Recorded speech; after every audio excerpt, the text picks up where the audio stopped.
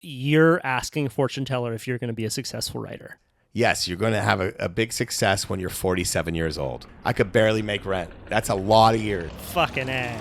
Did he tell you that there will be a man named David Goggins? Kyle Tierman here. I'm in Cape Town. I was the only journalist in northern Nigeria. Not an adventure until you get lost in Tijuana. If you get caught inside by a giant wave, you feel really alone. I love the adventure of waking up and not knowing what will happen and that being my job.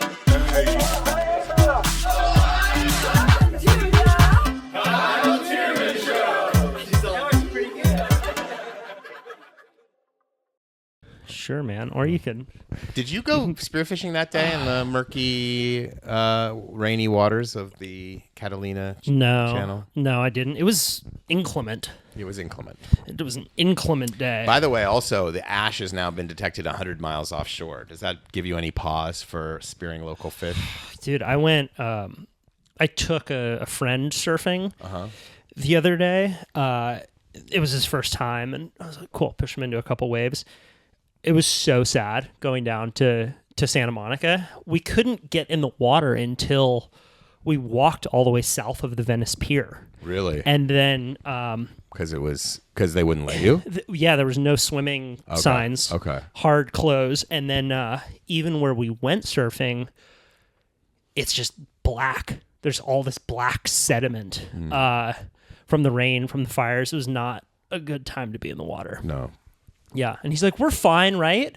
We're good. You probably lost 2 to 4 years off your life, bro. Yeah. I hope you like those waves. Yeah, but surfing's worth it.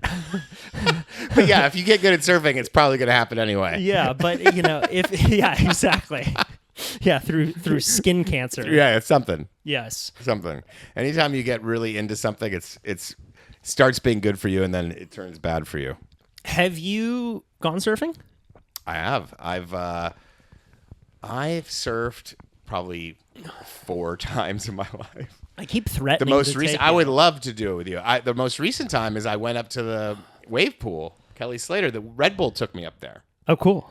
And I just embarrassed the shit out of myself because I'd only to that point surfed like pretty small waves on like, the same thing that you're doing with your friend. So like, I was able to get my very first wave I ever surfed. I was able to get up on, but it was a very tiny thing. But I was going straight ahead. It wasn't really. You wouldn't even call it real surfing. It's just standing up on a board, but just going straight. You're doing it. Yeah. Yeah. So the Kelly wave pool was the first time I was on a real wave, and you were able to surf it. It took a long time. So it took all day, and I just wouldn't give up. And then at the very end, I basically like. The last wave I was going to be given, I was able to surf. You pulled it off. Yeah. So did they? But they helped me. I mean, that helped me up. But like, I was held up, and then I was let go, and then I surfed it. Basically. Is it the same wave every time? I got up myself, then they hold. Can you they up. dial the wave up or down depending on your skill level? They can. So that it wasn't the expert level, but it wasn't the smallest level because they had too many. At that point, everyone was there was a mix of people out. Sure. And so they would basically have Kai was there. Yep. Jimmy O'Brien was there. So those guys had Sky Brown, the great skateboarder. She was there. So it was really Zion, the skateboarder, was there. So it was like all the Red Bull people were there. And why were you there? And they were all. It's a great point. They were all on like when they were in the water. Obviously it was full tilt. And then I was there. Rich Roll was there. There was just like some of us that were there because they wanted, Red Bull wanted to show us a good time. They wanted media. Yeah. Okay. And then at the time I was really trying to get a Kai story going at the New York Times. And so that was, I think, the reason I got into that pool. But they just, I have a good relationship with some of the media people at Red Bull. So it was just this nice like last minute invitation. You might be the premier surf journalist in the world. No, I'm not. I think That's you might. Fucking crazy. I think you might. You're be, out of line, bro. That is out of line. Is that out of line? I've only written even two surfing stories in my life. But they're for the New York Times. Yes. So you're the only. Who maybe William Finnegan? Does he ever? Maybe he's a little bit better surf journalist than me. Well, he's dedicated a whole book to it. Right. No, I mean, there's so many great magazines in surfing. Like there's people who've dedicated their entire lives to it, and those people see like some joker in the New York Times come out with a surf story, and probably they're like, what the fuck? Why is this guy doing the surf story? But he's regular foot, luckily, left foot forward. I am goofy. Yeah. I am goofy. Yeah, no, but you're like the level where you need to bring it way out for the general public, right? But you do a good job of, I think, making it accessible to the general public while still being core to hardcore surfers. Well, thank you. Well, I mean, I did 2 stories. One was this coronavirus swell that nobody could ride, right? And then that was, I talked to Mick Fanning about what he was doing to help people during coronavirus. I talked to some people in Chopo, and so I did that story, but before that, I did the Maya story, the record wave. I think, or maybe that was after that. I can't remember what the timeline is. Maybe coronavirus was first. She caught the biggest wave of the year. Biggest wave of the year. And so the interesting thing about the Maya wave is in a way, like the surf journalism world never really did her justice. Like the traditional mechanism of surf media didn't, even though she was a big name and she was beloved by a lot of people, she was often, even when I was doing this story, she was often, her surfing skills were criticized. She was she wasn't considered one of the best surfers, even though she was surfing these monster waves by a lot of people. Now, Garrett McNamara is not one of those people. So he always gave her props. So even when I was researching that, even after she'd done that, she wasn't really considered one of these greats. And so that's an oversight, and something that happens in all sports, all level of media, where people are so close to something, they don't see something that a regular person might see. Wow, that person's amazing.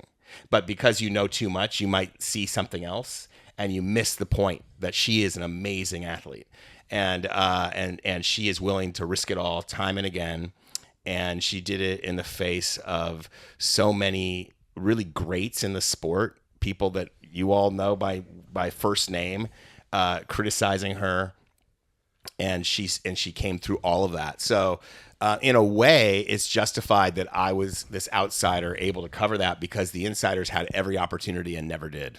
Here's a different take on that. Because I'll tell you from, I can tell you why core surf media likely, in your words, overlooked that. Yeah. You don't need to be a good surfer to get towed into a huge wave. Right.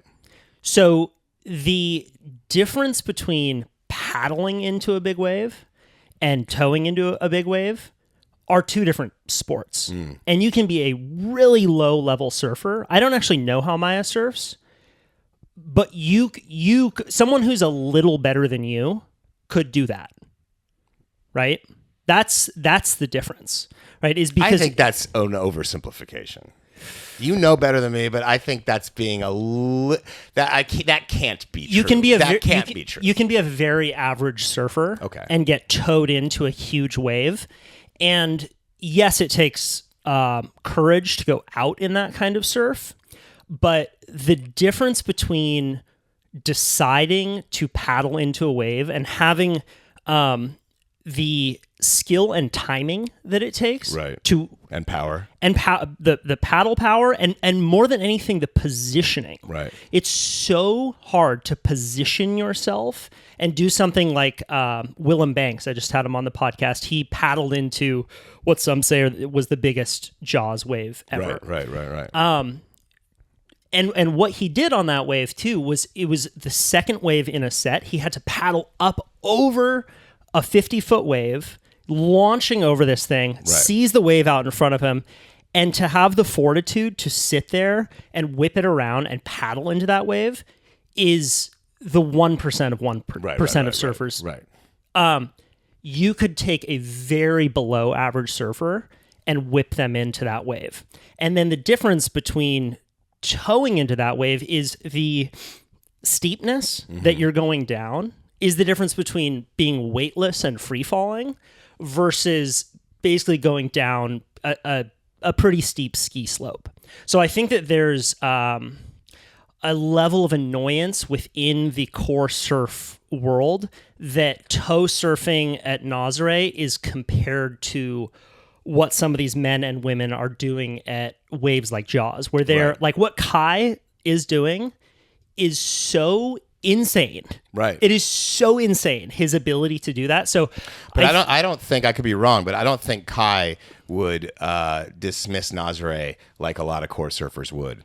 And so and Nazare does get dismissed, and I don't know that that's fair or entirely accurate any more than it's just maybe a kind of a prejudice because Hawaii's been this birthplace of surfing, and or not the birthplace, but Tahiti was, Polynesia was, but the kind of, I guess, the center of the surf universe, and so, and deservedly so. That's not me dismissing that. There's reasons for that are valid, but because you have that, then you have something out of the box slightly that looks a little different, but is very turbulent on the surface, that has crazy, like you're saying, ski slope, has crazy moguls. It's not easy to stay up on that wave. It's not as easy as some people would think. That's what I've been told. And that's by some of the people who've surfed there.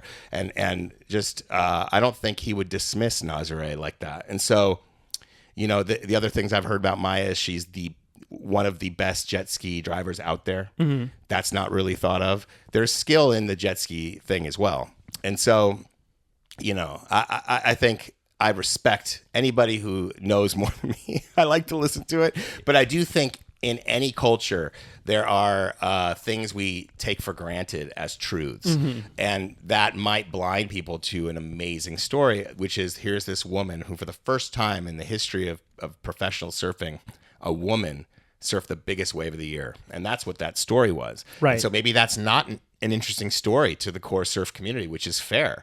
But for the New York Times readers, it's a very interesting story. Oh, yeah. And just that fact is worthy of a story. Yes. Right. Yes, so yes. I'm not discounting that it's not newsworthy. Yeah. I think that that kind of story is more interesting to general public, though, which is why it should have gone in the New York Times. Right. So I think that story was, that outlet was the place for that story. Have you seen her documentary? No. So I'll also say, like, I don't know much about Maya, so I'm not talking shit. I'll also say I don't think that we're just talking. I've never surfed Nazare. Right. So Nazare is a scary wave. Right. It's a scary wave, and I've talked to a lot of friends who do surf it, and they're very serious when they talk about it. They're like, it's not lame. It's a crazy ass wave, and probably the biggest in the world. Yeah. Although, wasn't there a potential 100-footer at Mavericks? Do we not think that's a 100-footer? I don't know. Remember that just happened, right? Yeah. Allo caught the wave. But yeah, I can tell you that from inside the surfing world, the reason that kind of stuff gets dismissed is because most. I wonder if this would be an example. Like, it would be like someone climbing the tallest ladder in the climbing world. You know what it is? It's not that. It's climbing with or without oxygen is the parallel there.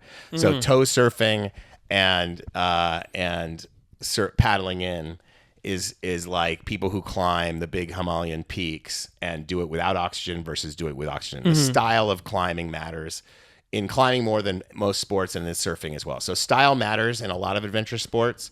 It matters in climbing. It matters in surfing probably more than other sports. And so I understand it, totally respect it. And there's people who like, and it's true in freediving too. Before I started to get into the freediving world as a journalist, everyone was into no limits freediving. That was the thing that people were trying to break, the no limits, because it's the absolute deepest, but it's not swimming. You are attached to weights. You pull a pin, you go down. then you don't pull a pin. You go down and then you pull a pin on a tank or turn on a tank, and that inflates a balloon and that brings you back. So it's not swimming. You can go deeper, but it's an equalization clinic, basically. It's hard because you're getting narked out of your mind, and you have to equalize to 200 meters, because 212, I think, was the record last I checked. But at some point, the athletes themselves decided that that's not. First of all, two things happened. One, it became so dangerous to break the record. People were dying. And the other thing was, they decided it's not really swimming. It's not the same thing as taking as much weight as you have on you down and having to bring it back. Right. And so, you can do that with a monofin. You can pull down on a line. You can do it with no fins. Now you can do it with bifins. That's a major category. And so, style mattered in freediving. So style matters in adventure sports, and there's nothing wrong with that. Let me ask you this. Were there any no limits freedivers who weren't also going down on their own? Almost all of them were doing both. But at the time, that was the thing that was getting the attention, like wide world of sports and stuff like that. So that's the difference in terms of not just Maya, but I think generally speaking, why now Nazare tow surfing doesn't get that kind of attention from core surf media is because a lot of those people don't paddle big waves. Right. So it would be kind of like a free diver who's just doing no limits, but not also doing, what's the other one called? Where you're paddling down, just with a monofin or without. They called it constant weight before, so now I think they're just calling it with monofin. Yeah. Man, you were early to that sport.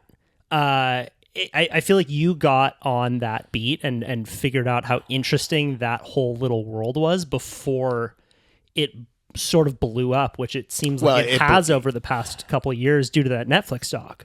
Yeah, well, it was blowing up already in terms of how many people were taking freediving courses versus taking PADI courses, like scuba courses.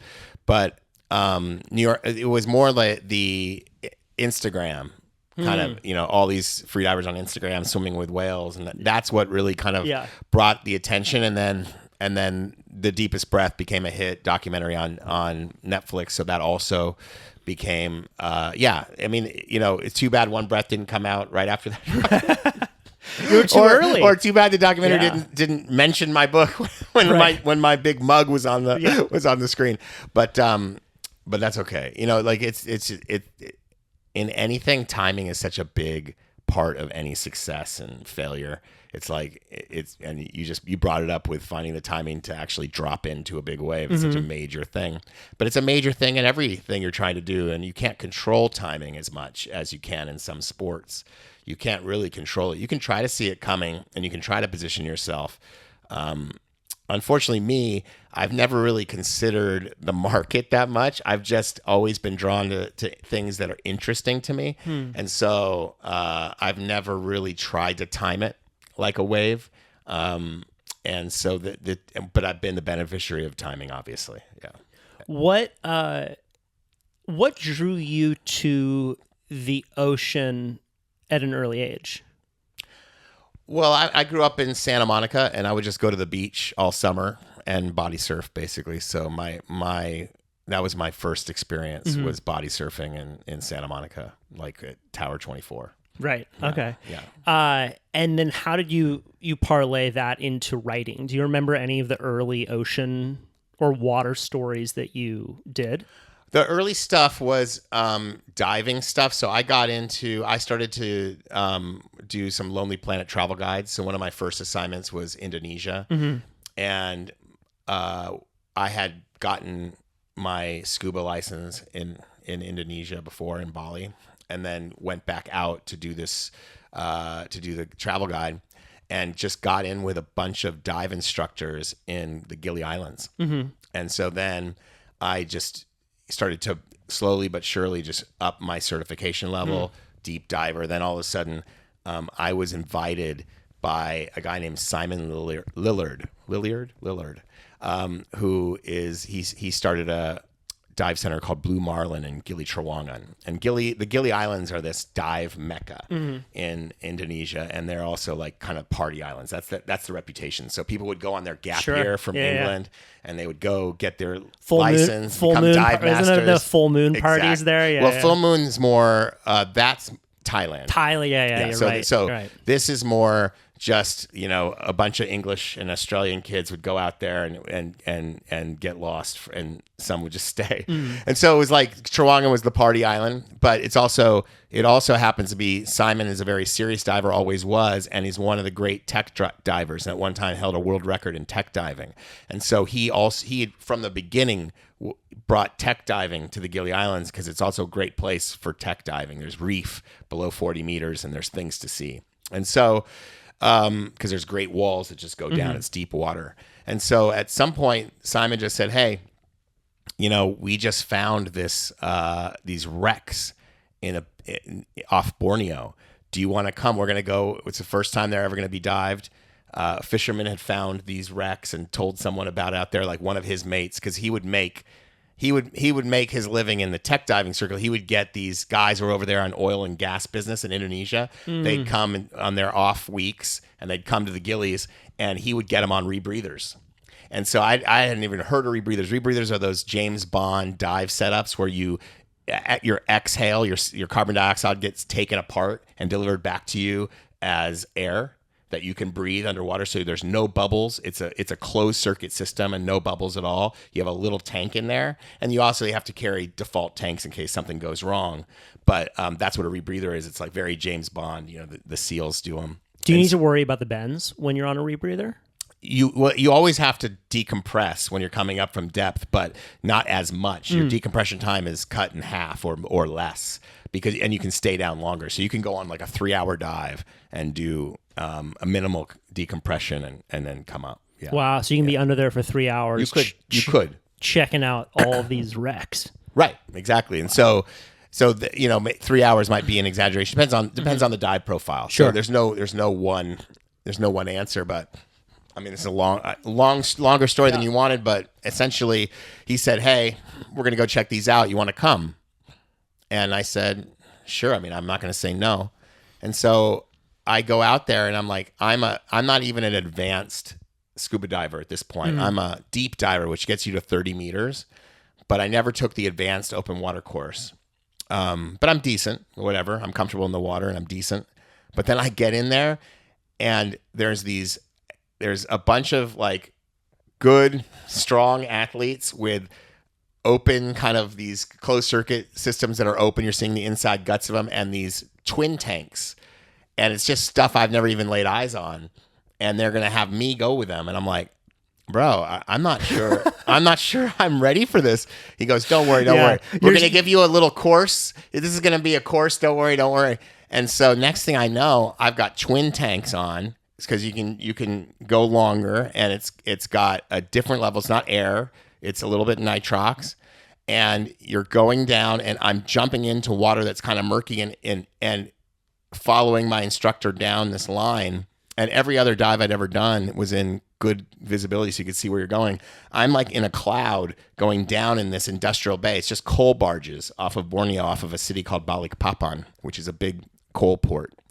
And you'd see these big barges full of coal going by. And that's where we were diving. And that's where these, I think, 3 or 4 Japanese transport vessels had been sunk by Americans. And it was the Battle of Balikpapan. And so I'm following these guys down, and it's like being in outer space. And that's the first time I was like, whoa, this is fucking outer space, bro. And I just was dumb enough, but also confident enough, where those things go together a lot of times, to just feel like I could do it and I'm not going to fuck up. I knew what the red lines were. And next thing I know, I'm in like a cargo hold with missiles or torpedoes all around. And like some guys found like sake cups. And were you going as a journalist to write a story? I was. I never ended up placing the story, but that was like you asked the first time I went and tried to do stuff on that, on kind of marine journalism. And that would be the first. And then after that, in that same trip, I did a story for Travel and Leisure on the Komodo Islands and diving in the Komodo Islands. So scuba diving kind of travel stories were my first entree in.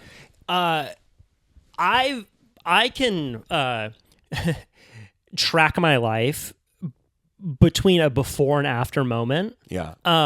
Before taking trips where I was not writing. Yeah. After taking trips where I was writing, because once I started traveling and writing about the trips, it was like wearing these X-ray glasses suddenly, and every single interaction I had, I was thinking, oh, this is going to be a good moment for the story. Every horrible thing that went wrong on a trip was great material for a story.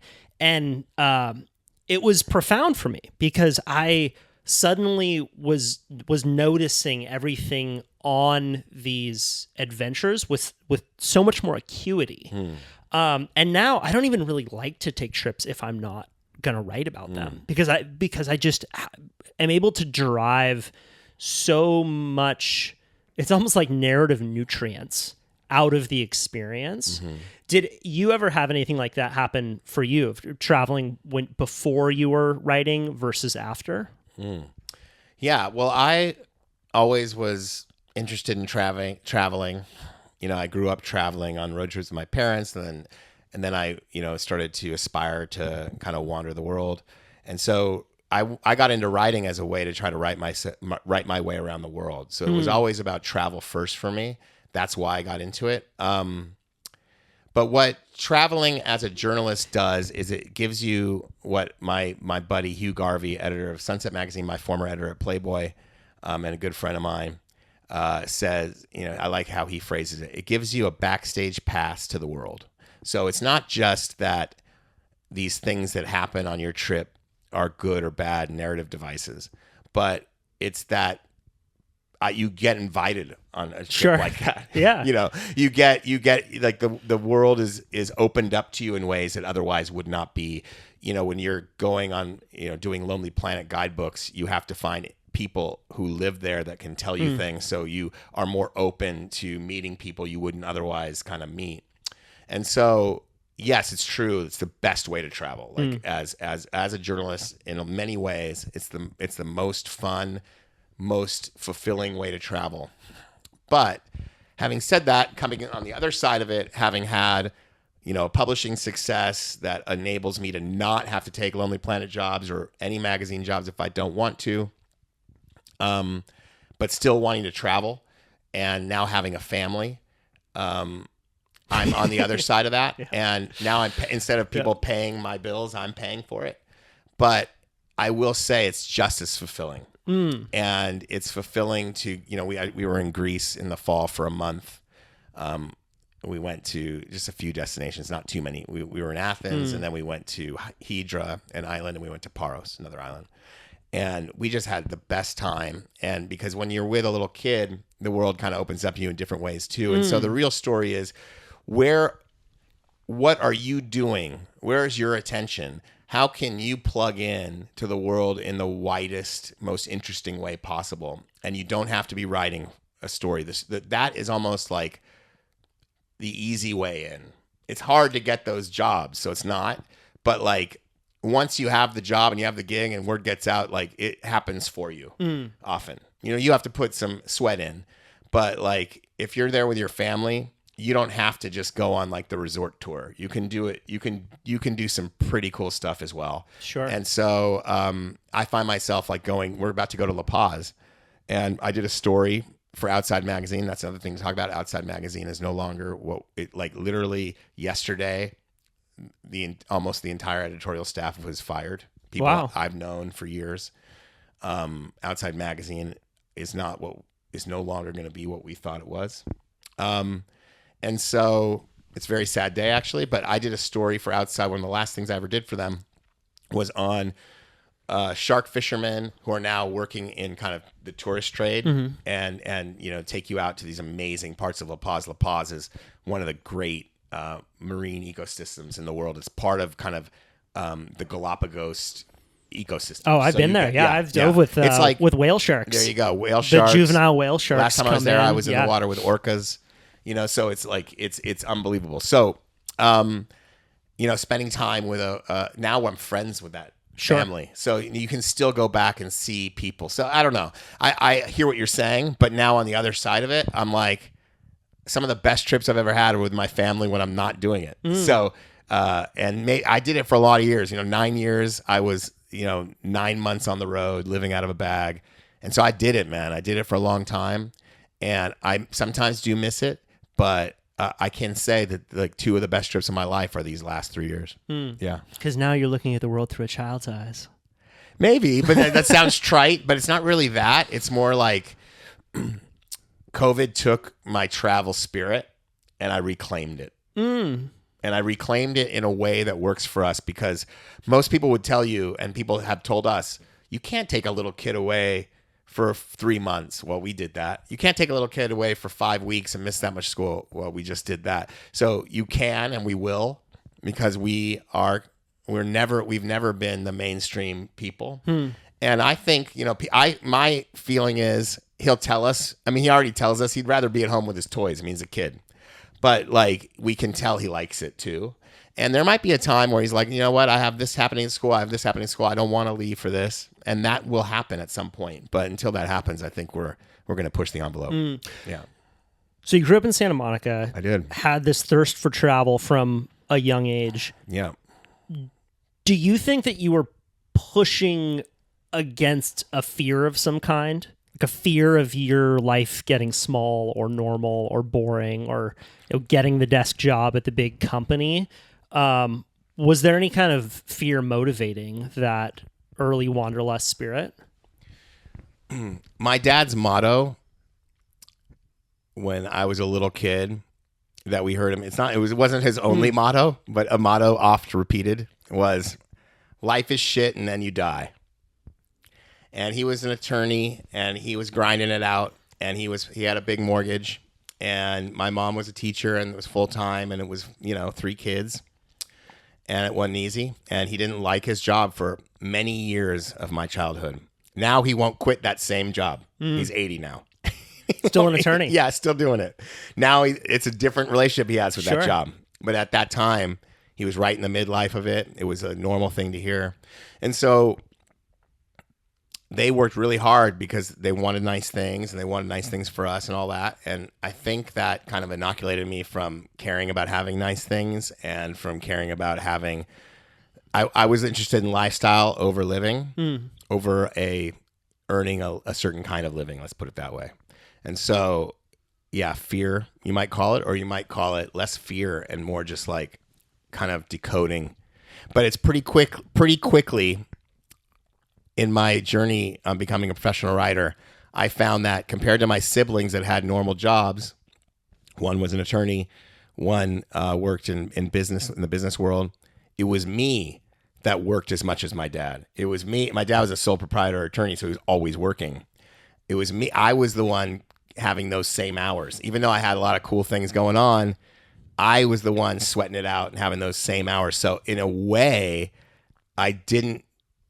my life was most similar to his. Yeah. Even though it was so different. Something poetic to that. Yeah. And did he teach you how to meet deadlines? I think that for a lot of people, that writing is a very romanticized career. Right. And I had this great editor named Elizabeth, who really, from a very early time, my early 20s when I kind of started writing, she was the one who helped get me from 0 to 1. Right. And I'll never forget it. She once told me, she's like, you have no idea how many young writers will submit a story to me as an editor. She was the editor of a local newspaper called The Good Times. And she said, and then I'll send them back edits, and then I'll never hear from them again. So that's karma. Editors do that shit too. Right. Yeah. I'm on the writer's side. Are you? I'm on the writer's you're like, side. fuck them. This was a brilliant story. No. I don't feel like fuck them. But although Tom Stoddard, the great photographer who I worked with on a story in Burma, he always would say, "Don't listen to them. They're the desk fuckwits." Yes, like that. That was his favorite phrase. But what taught you early to take it professionally? Well, I think 2 things. One is I didn't study I studied history in school, and so there are a lot of essays involved, and obviously due dates. So I think college, the best thing I learned in college was how to do things at a high level that I didn't want to do. And I think that people who don't go to college miss that, and they have to figure it out on their own. Now, I'm not saying college is for everybody, because it isn't. I think it is overvalued in many ways, but I think if you do go through it and earn a diploma, it's not a small thing to have learned how to jump through hoops that you didn't want to jump through just to check off some box, because you're going to have to do that in so many ways in whatever profession you have coming up. So I think that's part of it. And then the other thing that made me turn out words at a high level was, so for years, I started trying to be a writer in the year 2000. I was pursuing screenwriting with a buddy of mine named Kelton Reed, who's now the host of a podcast called Writer Files.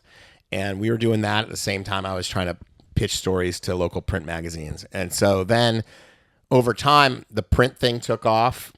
Didn't really take off. Let's put that. The print thing started to provide. It was at a hover. slow blooms. Yeah. Small harvests, but something. Like an oak tree. Right. Many years. Yeah. Slow growth, but growth, and nothing else was given anything. So I followed the print, but it wasn't until 2007. But it was very precarious a living for many years, for years, and I remember in 2004, one big breakthrough is I bundled a bunch of stories, assignments that didn't have expenses attached, and I went to Indonesia, and I just said, fuck it, I'm going to front the expenses, I'm going to be out there.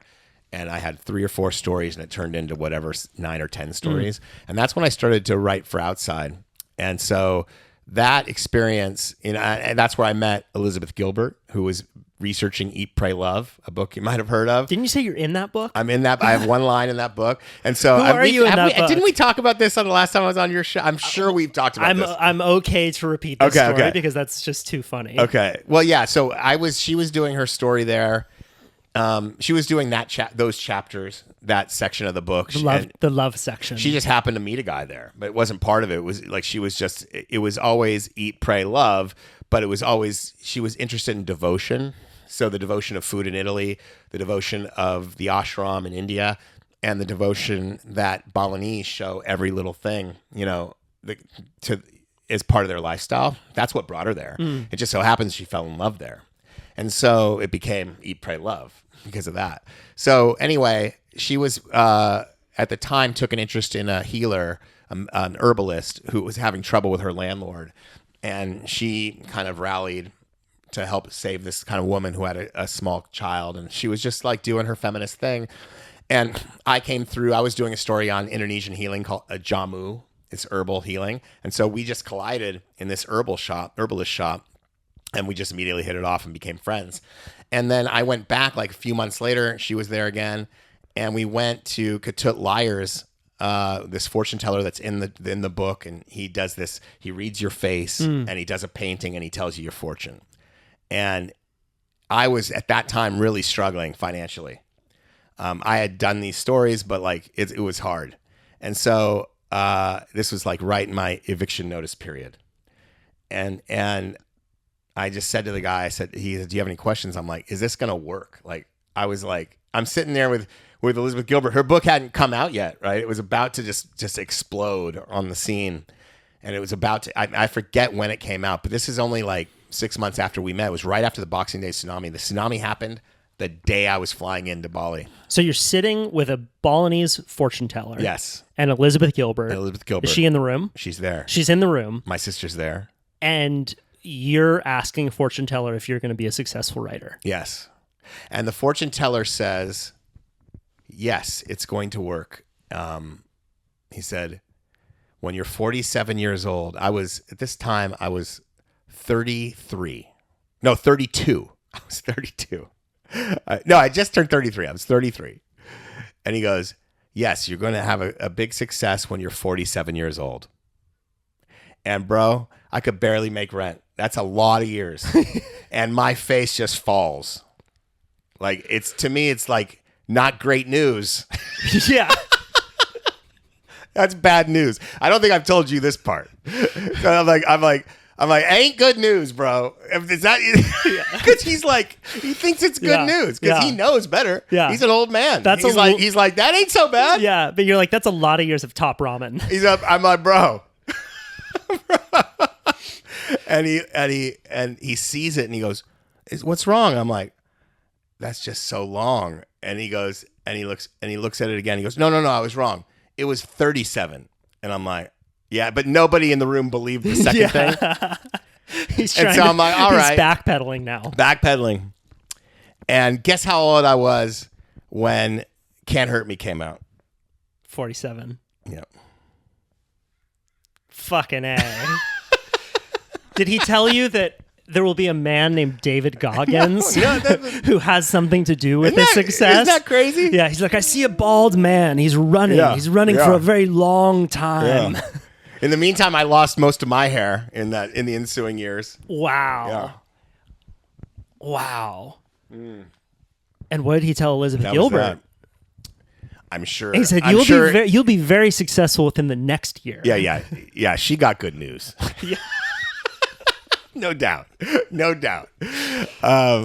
But you know what? She was always super generous with me, remains super generous with me. She's like one of those writers that definitely lifts up other writers. You see it on her Instagram. She's going to bat for writers. She always has, from that moment I met her, has been this amazing resource and sharer and a promoter of other people. So, wow. She's awesome. And she's one of the greats.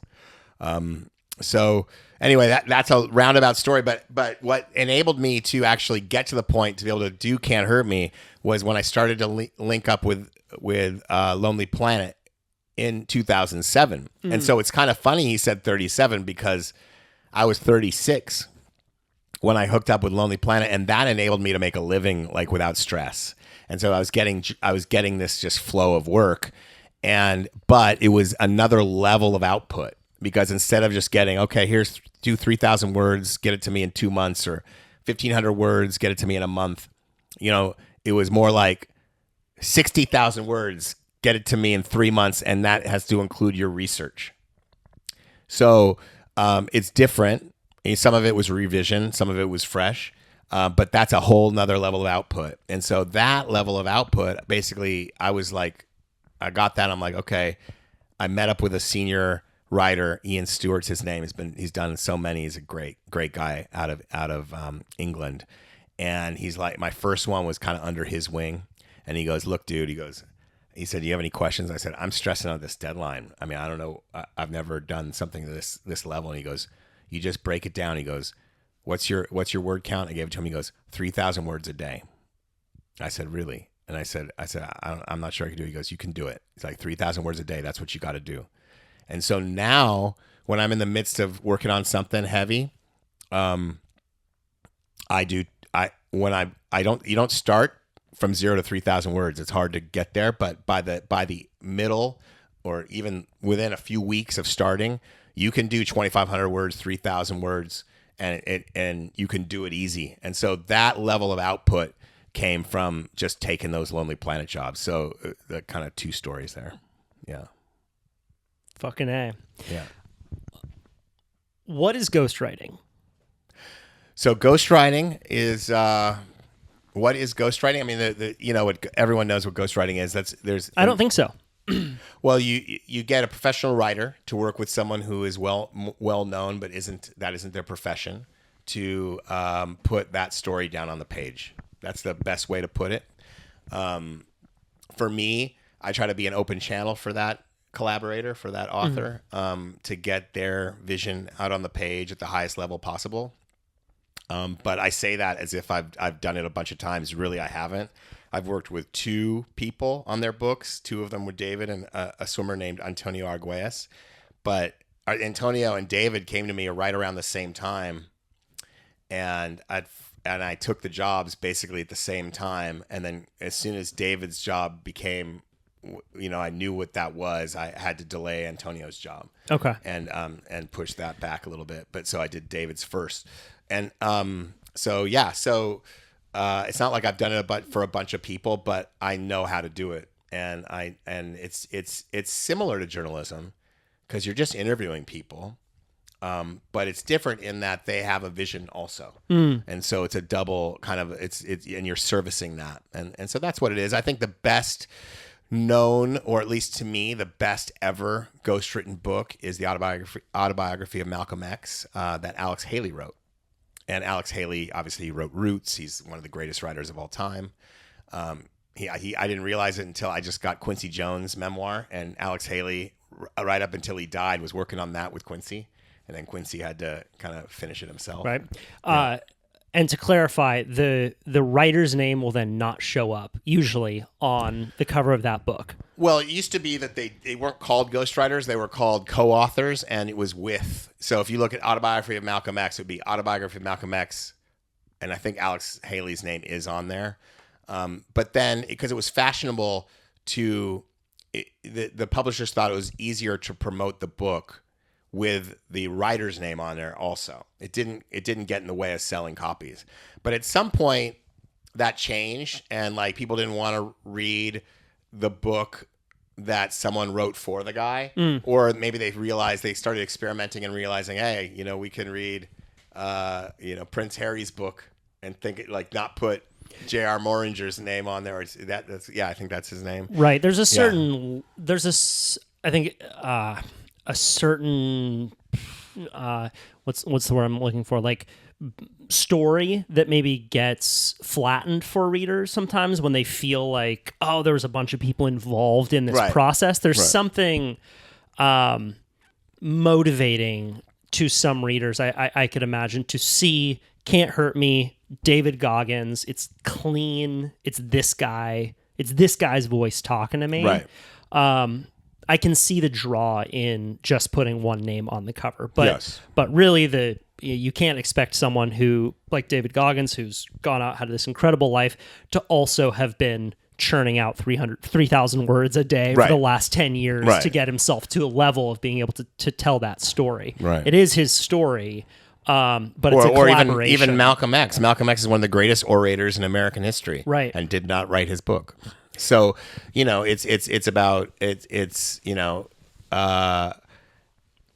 it's just marketing, whether the name's on the front or not, doesn't really matter. Like ultimately to me, I didn't want to have my name on the front, and David obviously didn't, like, it wasn't even thought of, because by the time it came around for David's memoir, it just was more de rigueur. Like you just didn't have the ghostwriter's name on the front anymore. So it was no decision made. That's what it was. If anything, David went against that. He asked me to be the narrator on the audiobook. And so then he introduced me as his ghostwriter and made it a public thing. And so he did that, and that audiobook came out at the same time. It actually came out before the print book by a couple days. And so, it was just kind of, that's how it was done. So that's how we did it. I don't know that it's, and I think it does matter to some readers to see David his name on there. It's his story, but it really is his story, and it's what it should be, even if the person's name is on it. Even if it's Neil with Rick Rubin. With Rick Rubin, right? Neil's name's on there. It's not though. Oh, it's not on there. No, it's not. Yeah. Okay, it's not on there. No, it's not on there. Okay, but even if it was, it doesn't matter. Like it's the same book. You're going to read the same book. Yeah. And I could see a book like The Creative Act, being feeling messier to readers if you have multiple names on it. Like people love to think of Rick Rubin as Jesus. They do? He's modern day Jesus, bro. Is he? Oh, absolutely, dude. People have such a reverential air when they talk Rick Rubin. Okay. All right. Yeah. All right. So people want to see that name in big bold. I'm pretty sure he's Jewish, so just like Jesus. And so they got that in common. So bring me into what a session. I'm a Jewish too, by the way, listeners, so don't worry. It's okay. Yeah. We're all going to be a safe place. Yeah. I just want to make sure. What does a writing session with you and David Goggins look like? It's just usually it's over the phone. I have it on speaker and I have a recorder going, and we just start talking about, whatever part of his life or section he wants to talk about. And I'm just interviewing him, and he just talks. And then, I wouldn't say I steer the conversation. I would say if there's something that's unclear, I'll probe. If I think it should be said a different way, I'll sometimes ask a question, and it's like something that interviewers do. You do it, I'm sure. You can't do it on podcasts as much because it would be repetitive, but when you're doing it for print, you can decide that, wait, I think I can get him to say it differently if I ask it again. So you sometimes come back to a question in a different way. So I would do that sometimes. And then I would go away and write a chapter. Then I would come back with a chapter, and he would look at it and he'd have notes, and then we'd go deeper. And so that's kind of how it works. And then, with Can't Hurt Me, it came quickly for me to channel him and channel his voice. When I came back around for Never Finished, first of all, he had changed, and we hadn't been together for a couple of years working on stuff. It would have been I think it was 4 years between the books. So it'd been a couple of years since we'd even spent time talking at any length. And so, and it was clear from the early chapters I was delivering that they weren't at the level he was seeking. And it's true. They just weren't. And so for me, I was coming from the place where, writing is rewriting, and it's okay if the first draft sucks, we can find it. And that's part of the process. But I think from his perspective, it would have been more frustrating. And then something clicked in the 4th chapter where I started tracking with what he was saying and how he wanted it said, and it was just happening easier. And I just clicked, and it clicked. And so then from then on, it was just like clicking. And that book, Can't Hurt Me has sold over 6 million copies. And Never Finished came out. We were always number 2 on Amazon for a long time because Michelle Obama's book was out first, and she had a team of ghostwriters. That's a fucking great book too. And we were number 2 to her on Amazon for over a year. I forget how much it was. And so we never got to number 1, but it sold so many copies. Never Finished came out. We were number 1 on all of Amazon. It was the first time we had hit that. But that book has sold less. That's over 1 million, which is still a great success. But like a lot of people have slept on that, and David likes that one better. It's got amazing stories in it, and it's got like what the cool thing about it is it tells the story of his improbable journey to becoming a 47-year-old rookie smoke jumper. And which is like the fact that he did that and everything he went through to do that and achieve that dream at 47, someone who'd done all these things prior, is remarkable. And that story is in there. So it's like, so I think that those sales can still come more, but like both books are a success, and both had a different feel and energy to them as we were doing it. In fact, Never Finished, we were basically done. And someone who was part of those chapters decided at the last minute to take his name out. He's like, I don't want to be part of it. And we had done it. We were like 30 days away from going to press or something crazy. And we had to take him out, which meant rewriting 4 or 5 chapters in a compressed time. And it ended up the book's better. So what happens to us, it sucks. It often turns out if you survive it, better. But you have to survive it, right? The book could have died too. You know, like, and things happen in our lives. I'm not here saying every horrible thing happening to you is good for you, because I don't believe that. And sometimes you can't survive the horrible thing, and so it's an utter tragedy. But if you do survive it, it can turn out to be something that you look back on and you're like, wow, that did change me for the better. Yeah. What questions would you...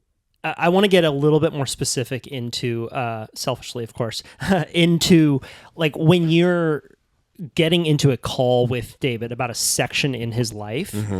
What are you looking for from him that will be able to pull? You'll be able to pull out and use as material in a chapter. So would it be like, okay, we're going to talk about Hell Week in Buds. That's what this call is going to be about. And then you'd hop on the call together. Right. And then would you then just say, tell me everything about that? Tell me about this person that you knew in Hell Week. Like, how would you actually draw all that out so the conversation wouldn't just stop after 15 or 20 minutes? Well, no. So, first of all, David is a master storyteller. Before he and I got together, before you ever heard him on on podcasts. He was on stage going to schools and universities, HBCUs, recruiting for the Navy. And so he would go out there and he would do pull-ups and he would tell his life story in high school. While doing pull-ups. Or, as part of it, whatever. And as he would tell his life story to high school students, college students, and then he would have them, if they wanted to hear more, they could meet him for a run afterwards because he was training for ultras at the time. And so he knows what he wants to say, and he knows what resonates because he's a master storyteller. Now, telling a story on stage and putting it on the page are different because you need more level. The level of detail you need for the page is higher, so you need to get granular.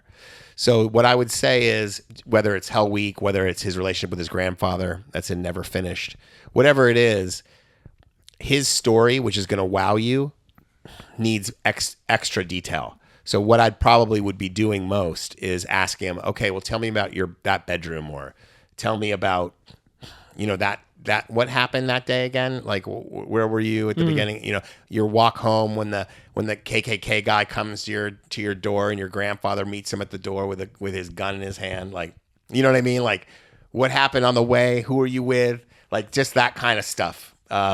Sometimes the detail's inherent because he is that master storyteller, but often the spoken word, that's what you don't need it. Same is true with documentaries. You can watch a great documentary. It's not the same thing as reading a great book. A great book, the level of detail, you have more space, you have more room, and so you get a deeper cut. And so we need to find the deeper cut. Sure. I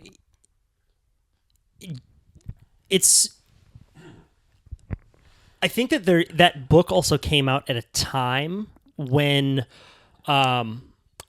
coddling was in vogue. Yes. And I see that book as a response to coddling. Yeah. Do you think that was the little emotional atom bomb that caused it to be such a success? That there is this conversation around sensitivity, our feelings, sensitive men, that I think is very important to have because there are so many emotionally muted dudes out there who have zero access to their feelings. Right. But I think a lot of those conversations tend to get into a level of almost like satirical Portlandia sensitivity. And David has this message of sack the fuck up, go do the hard thing. Life is hard. And it was a message that a lot of guys wanted to hear. What's your take on that message at that time in culture? I think you're talking close to it. I think my take on it is just slightly different, and that is what he did was take that kind of new age like this self analysis that was kind of in this new age, kind of, for lack of a better word, kind of more liberal, minded, be kind to yourself, open-hearted kind of thing, and said he took that vulnerability and he made it raw and real for people. And because what David's doing is he is being vulnerable, and what he's saying is, life is hard. Look what happened to me, and I know shit's happened to you, and it's okay to talk about it, and it's okay to think about it, and it's okay to dissect it. What's not okay is to use it as an excuse. And so I actually think it's a reclamation of what vulnerability truly is. And what vulnerability is not is just talking about all the stuff that happened to you, and that's why my life is X. That's not being vulnerable. That's making an excuse. Being vulnerable is, my life has done this to me, and it's put me here, and I fucking hate it here, and I don't want this, and I have to fucking fix this. It's not fair, but it's your responsibility. And that's what he says. Life's not fair, but it is your responsibility. And that's David's message. and it's a twist on the vulnerability thing. It's a twist on that, and this idea that guys weren't being emotionally stable, they weren't dealing with their emotional shit. It's true. That's true. That's not. I mean, it's not like guys got tired of hearing about, hey, you have to be in touch with your emotions, and and all of a sudden here comes this guy who's like, fuck your emotions, just do it anyway, and that's why they like him. No, he tapped into the emotional bit. That's why they're doing it. You know what I mean? He put that right into that keyhole and turned the key for them and opened their heart, opened their soul in ways. And that's because you don't change people's lives on the level that David has changed lives if you don't get to the emotional. You don't do it by saying, fuck the emotional, don't think about it, go right to the weight room. Because that won't get you very far. Eventually, you'll just hit the brick wall again. No, you need to bust through it. The only way you bust through the brick wall is by staring at what really happened to you in the face. That's what David's saying to do. So it beats the shit out of any fucking therapy you could ever have. And that's what people found, in my opinion. And by spending so much time with that philosophy, did it change you in any ways? Yeah, what's funny with me is it's after the books are over, I find myself I find myself growing. It happened with both books. After the book's over, I'm like, oh, this is what he was talking about. Yeah. So yes, it's absolutely true. It's very often I think about, this was true before I met him because I'd heard him on the podcast and I was thinking, what would David do in this situation? I was thinking about that before I ever worked with him. So then, of course, afterwards and on through the years, I personally think, take it for a grain of salt because I work with the guy. I truly revere the guy. I think he's one of one. I think he is the last American samurai. That's what I think he really is. I think he is, I saw him speak at, I don't know why I'm spacing on the guy's name. It was at the Shrine in USC, and he spoke at this event. And another big influencer guy who has this, event. And he was just, everybody wanted to talk to him, but it was like, people think of him, it's just young guys. It's just like your generation who are attracted to him. It's mostly white guys. It's people who might be leaning kind of Republican or just are adventure sports or whatever. They're dabbling. They're dabbling. They're the people who don't want this like woke culture. No, if you go to this thing, you'd see people who are young, people who are old, mostly women, Latinos, Black, Asian, white. Are you talking about the Goggins Goggins, event? the Goggins event. And it was mostly women at this point. So like, it's almost like his audience continues to expand because he is speaking universal truths. So to me, and this is me knowing more about his life that's in the books, I truly feel he's borderline prophet. I think he's bringing true messages to people in a way that is borderline prophet. I swear to God, that's how I really feel about the guy. And so for me as this ghostwriter, my responsibility is simply to channel that as purely as possible because he's got a message that he's earned, kind of like a samurai would through these long runs, through this arduous work. He has unlocked a door to the unconscious, to enlightenment, whatever you want to say. It's like the marathon monks. He's on that level to me. He's on the level of, the Buddhist monk that's hit enlightenment. That's to me where I really feel about him. Yeah. And this is coming from you. I feel like you have more credibility when you say this kind of thing because you don't often talk like that. No, he's the only guy I'll talk about that like that with but also it's funny because people don't think that about him. Like they don't see it. They don't necessarily, they think he's so much more chill. He is the most solid I've ever done business with. Like fuck every magazine, every place I've ever worked for. No one has been more solid from a financial perspective also with me. So it's like everything is the way it should be done. And so that's who he really is. Adam Skolnick. Yes. Such a blast, my friend. Hey, thank you so much. Thanks for having me. I appreciate you. And I appreciate that. I appreciate all the wisdom that you have given and continue to give to me along my career as you're one of the people I can look to and be like, that dude's carved a pretty darn cool path. Thank you. Yeah. I appreciate For real. that. Hey, Yeah. man. Appreciate you. Appreciate you. All right. Let's make out. Is that what you do with all your guests at the end? Yeah.